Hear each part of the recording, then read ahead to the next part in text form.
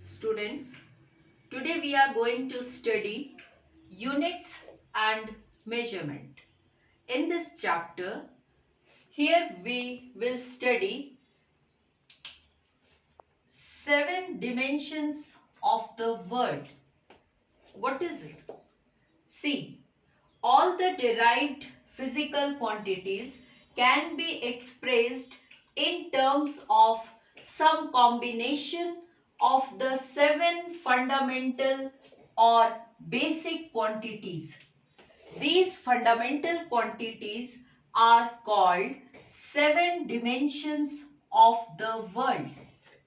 They are L, dimension of length, M, dimension of mass, T, dimension of time, A, dimension of electric current, K, dimension of thermodynamic temperature, CD, dimension of luminous intensity, and seventh one is mole, dimension of amount of substance.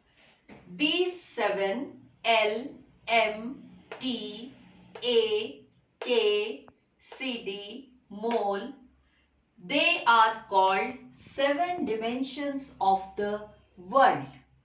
Now you see they are written with bracket, square bracket. Okay, L, M, T, A, K, C, D, mole, all are written with square bracket.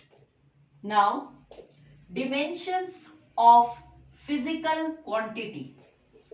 The dimensions of physical quantity are the powers or exponents, the powers to which the fundamental quantities must be raised to represent that quantity completely. For example, see density.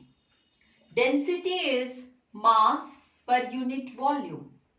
Okay. Now, here you see we can write M for mass and volume. Volume is length into length into length. So, dimensions of density will be M with this square bracket, M for mass, L for length. So, L into L into L. We can write dimensions of density as ML minus 3 T 0. Here power is minus 3, and since we are not time in this density, that's why here it is written T with power 0. So, dimension of this physical quantity, density, can be written as M L minus 3 T 0. Now, dimensional formula. What does it mean? The expression which shows how and which of the fundamental quantities represent the dimensions of a physical quantity is called the dimensional formula. For example, see for momentum. What is momentum? Mass into velocity. So, dimensional formula for this momentum can be written as m for mass into velocity L t minus 1.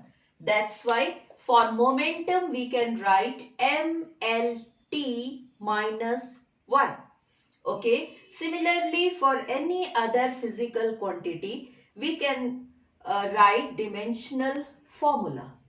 Suppose we have acceleration. Acceleration is c